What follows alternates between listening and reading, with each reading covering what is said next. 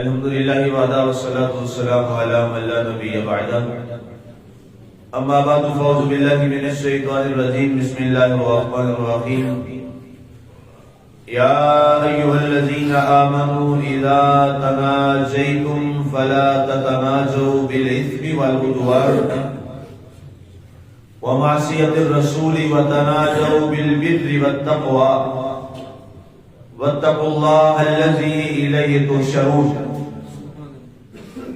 اے ایمان والو، جس وقت تمہیں باہم مخفی مشورہ کرنا ہو تو گناہ اور زیادتی اور رسول اللہ صلی اللہ علیہ وسلم کی نافرمانی پر مبنی مشاورت مت کرو، اور نیکی اور تقوی کے لیے باہمی مخفی تدبیر بناؤ، اور ڈرو اللہ سے جس کی طرف تم سب نے اکٹھے ہونا ہے۔ آج ہماری سورہ المجادلہ کی آیت مبارکہ نمبر 9 کی تلاوت و ترجمہ کا شرف نصیب ہوا۔ سامعین، کل ہماری گفتگو چل رہی تھی منافقین کا سرگوشیاں کرنا اور ہمارے پیارے نبی حضرت سیدنا محمد رسول اللہ صلی اللہ علیہ وآلہ وسلم کے خلاف اور دین اسلام کے خلاف ان کی جو سرگوشیاں اور منصوبے تھے اس پر بات کی۔ آج کی آیت مبارکہ میں اللہ تعالیٰ نے ایمان والوں کو مخاطب کیے، یا ایھا الذین آمنوا، فرمایا اے وہ لوگوں جنہیں اللہ نے دولت ایمان سے نوازا ہے، جنہیں ایمان کی دولت نصیب ہو گئی ہے، اور تمہیں اللہ کی وحدانیت اور رسالت محمدی صلی اللہ علیہ وآلہ وسلم کے ماننے کا اعزاز نصیب ہو گیا، اور اللہ کا ہم پہ بڑا کرم ہے اور اس کا بہت احسان ہے ہم پر۔ سب سے بڑا اور احسان عظیم یہ ہے کہ رب ذوالجلال نے ہمیں ایمان کی دولت عطا فرمائی۔ ساری کائنات کی دولت ایک طرف، ایمان کی دولت ایک طرف۔ یہ وہ دولت ہے جو قارون کے خزانے بھی ہوں تو نہیں ملتی، فرعون کی بادشاہی بھی ہو، کئی جو سالوں پر محیط ہو، کئی 100 سالوں پر محیط ہو، اور ساری کائنات کی کلیہ اس کے پاس ہو، خزانوں کی، دنیا کے خزانوں کی چابیاں اور بادشاہی بھی اس کے پاس ہو، لیکن اس کے پاس اگر ایمان کی دولت نہیں ہے تو وہ سب سے زیادہ غریب ہے۔ امیر وہ شخص ہے، دولت مند وہ شخص ہے جس کو اللہ تعالیٰ نے ایمان کی دولت سے نوازا ہے۔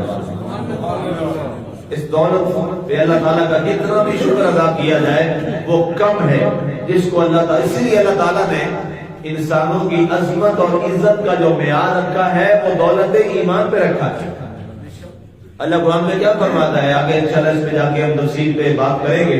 اللہ فرماتا ہے اِنَّا جَعَلْنَاكُمْ، کہ ہم نے تمہیں بنایا، اور ایک آیت میں یہ الفاظ ہے کہ خَلَقْنَاكُم مِّن ذَكَرٍ وَأُنثىٰ، ہم نے تمہیں مرد و عورت سے بنایا، وَجَعَلْنَاكُمْ شُعُوبًا وَقَبَائِلَ، ہم نے تمہارے قبیلے بنائے، تمہارے خاندان اور قومیں بنائی۔ فرمائی کس کے لیے ہے؟ لِتَعَارَفُوا، صرف تمہاری پہچان کے لیے ہے۔ اللہ کے ہاں عزت والا کون ہے؟ إِنَّ أَكْرَمَكُمْ عِندَ اللَّهِ أَتْقَاكُمْ، اللہ کے ہاں سب سے عزت والا وہ ہے جس کا ایمان کے بعد تقویٰ سب سے اچھا ہے۔ وہ عزت کا معیار اور سٹینڈرڈ کیا ٹھہرا؟ تقویٰ، پرہیزگاری۔ جو جتنا زیادہ نیک اور پرہیزگار ہے اللہ کے ہاں اس کا درجہ اتنا زیادہ ہے۔ یہ دنیا میں جھوٹے عزت کے دعوے، یہ سب جھوٹے، یہ اللہ نے قرآن میں ان کو جھوٹا کہا ہے۔ سچا جو عزت کا معیار اور سچا جو عزت کا سٹینڈرڈ ہے وہ کیا ہے؟ وہ دولت دنیا نہیں، وہ دولت ایمان ہے، وہ دولت ایمان ہے۔ تو اس بنیاد پر ہمیں اس بات کا خیال رکھنا چاہیے، ہمیں اس چیز پر غور کرنا چاہیے کہ آپ جس کو عزت والا سمجھ رہے ہیں، جس کو آپ عزت دے رہے ہیں یا جس کو آپ عزت نہیں دے رہے، اس میں معیار ایک ہی رکھیں۔ وہ معیار کیا ہے؟ وہ تقویٰ۔ جس کا تقویٰ زیادہ ہے وہ اتنا زیادہ عزت کا حقدار ہے، وہ اتنا زیادہ عزت کا مستحق ہے، اور اس کو اتنی زیادہ عزت دینی چاہیے۔ یہ اللہ تعالیٰ قرآن میں فیصلہ فرما ہے۔ یا ایھا الذین آمنوا اذا تناجیتم فلا تتناجوا بالاسم والعدوان ومعصیۃ الرسول۔ 3 باتوں کا یاد رکھیں۔ فرمایا ایمان والو، جب تم آپس میں کوئی بات کرنا چاہو، کوئی مشورہ کرنا چاہو، تو جیسے ہم نے کل کیا ہے مواقع میں کافروں کو سرگوشی سے منع کیا ہے، تو اللہ نے ایمان والوں کو بھی سرگوشی سے منع کیا۔ فرمایا کہ تم کبھی بھی اکٹھے ہو کے نعوذ باللہ گناہ کے بارے میں ایک دوسرے سے مخفی بات مت کرنا۔ جیسے لوگ مخفی مشورے کرتے ہیں، مخفی تدبیریں کرتے ہیں برائی کے بارے میں، گناہ کے بارے میں، فرمایا ایمان والوں یہ تمہارا کام نہیں ہے، ایسا مت کرنا، خفیہ انداز میں برائی کے بارے میں پلاننگ مت کرنا، منصوبہ سازی مت کرنا گناہ کے بارے میں، والعدوان اور زیادتی کے بارے میں، بدگمانی کے بارے میں کبھی مشورہ آپس میں مت کرنا، ومعصیت الرسول اور ہمارے نبی کے نافرمانی کے بارے میں کبھی آپس میں مشورہ مت کرنا۔ یہ تینوں برائیاں ہیں، یہ تینوں گناہ ہیں، گناہ کبیرہ ہیں۔ گناہ کے بارے میں مشورہ کرنا کہ یہ گناہ کیا جائے، بلکہ جیسے کوئی چور، رازن، ڈاکو، برا، نٹوریس برگر یہ لوگ کرتے ہیں، فرمایا ایسا مت کبھی کرنا۔ دوسری چیز فرمایا کسی کے ساتھ زیادتی کرنی ہے، کسی کے ساتھ ظلم کرنا ہے، تو اس کے لیے اکٹھے ہو کے مسلمان دو بیٹھ کے مشورہ کر رہے ہیں کہ یار اس کا زیادتی کیسے کرنی ہے، اس کی پلاننگ کریں۔ اللہ نے فرمایا یہ گناہ کبیرہ ہے، ایمان والوں یہ مت کبھی ایسا کرنا، ومعصیت الرسول اور کبھی کسی ایسے کام کے لیے مت اکٹھے ہونا جس میں اللہ کے رسول کی نافرمانی ہوگا۔ گویا ایمان والوں پہ یہ بین لگا دیا گیا، ایمان والے جب بھی اکٹھے ہوں تو کسی نیک مقصد کے لیے اکٹھے، ایمان مسلمان جب بھی، ایمان والے جب بھی بیٹھ کے مشورہ کریں تو کسی اچھی بات کے لیے مشورہ کریں، کسی اچھے کام کے لیے، کسی فلاحی کام کے لیے کریں جس سے دنیا والوں کا، انسانوں کا احترام آدمیت ہو، احترام انسانیت ہو۔ فرمایا اس کی خدمت کے لیے، انسانیت کی خدمت کے لیے اس جذبے کے ساتھ جب بھی بیٹھیں گے تو اللہ کے رسول نے فرمایا جب تک وہ اس مقصد کے لیے بیٹھیں گے اللہ تعالیٰ ان کے نامہ اعمال میں نیکیاں لکھتا رہے۔ سبحان اللہ۔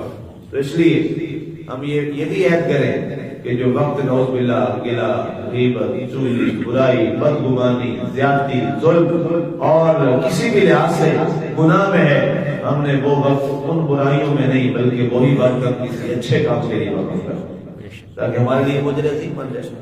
آگے سے فرمایا وَتَنَاجَوْا بِالْبِرِّ وَالتَّقْوَىٰ، یہ قرآن خود فرما رہا ہے، فرمایا اے ایمان والو نیکی اور تقوی کے لیے باہمی مخفی تدبیر بناؤ۔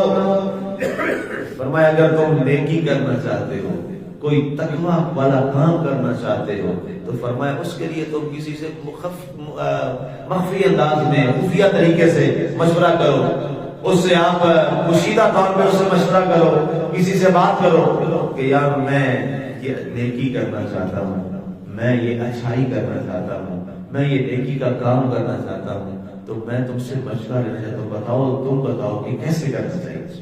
فرمایا جب تم مخفی کوئی بات کرو تو کیا بات ہو؟ نیکی والی بات۔ سبحان اللہ۔ کیا اسلام ہمارا پیارا دین ہے، کیا اسلام ہماری اصلاح کرتا ہے، لیکن افسوس یہ ہے کہ ہم نے اسلام کے اصولوں کو چھوڑا ہوا اور تباہی اور بربادی ہمارے معاشرے میں اسی لیے ہے کہ ہم نے اسلام کے جو بنیادی اصول ہیں ان کے بارے میں جو ہے وہ ہم اس راستے پر نہیں ہیں۔ حضرت علی کی مجھے ایک بات یاد آئی رضی اللہ تعالیٰ، حضرت علی رضی اللہ تعالیٰ تشریف فرما تھے تو کسی آدمی کے بارے میں بڑی بات کی، وہ جی بڑا نیک ہے، وہ بڑا نیک ہے، وہ یہ عبادت کرتا ہے، وہ یہ عبادت کرتا ہے، وہ اتنی نمازیں پڑھتا ہے، اتنے نوافل پڑھتا ہے، یہ روزہ رکھتا ہے۔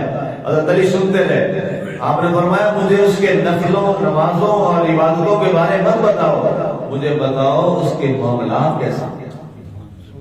اللہ اکبر۔ فرمایا مجھے یہ بتاؤ، مجھے یہ بتاؤ کہ اس کا لوگوں کے ساتھ رکھ رکھاؤ کیسا ہے، اس کا لوگوں کے ساتھ رہن سہن کیسا ہے، وہ لوگوں کے ساتھ اخلاق اس کا کیسا ہے، اس کا لوگوں کے ساتھ کردار کیسا ہے۔